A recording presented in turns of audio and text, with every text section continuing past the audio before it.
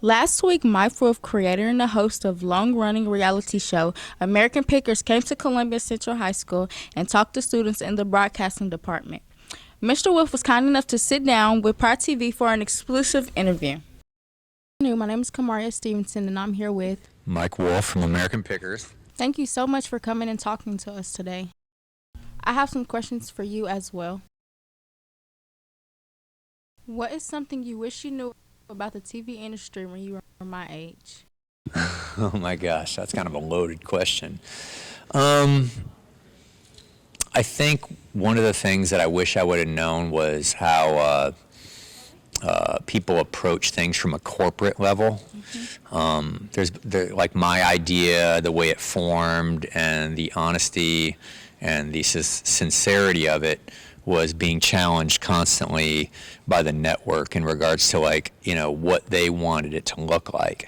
And so, I didn't realize it would be such a back and forth tug of war in regards to the content, meaning, when they bought it, I thought it would be very simple and they would just let me do my thing and I could do whatever I wanted. Well, that wasn't the case. Yeah. Everybody's, there's a lot of creative forces and everybody wants to put their signature on stuff. So I wish I would have went into it with an idea of what my thoughts were in regards to hey, this is what I want it to be, but they were altering it in a way, and thank God we all got together and realized we all had good ideas. And what do you think is the most valuable item you found? Motorcycles. I own like 200 motorcycles. Really? Yeah, and I've got them anywhere from 1902 to 1960s, But the stuff I love the most is right when they were creating the motorcycle, because that industry came from the bicycle industry. All of a sudden they were taking engines and slapping them on bicycles, and then there were so many things that evolved in a very short amount of time because as soon as they put an engine on something, then they want to race it.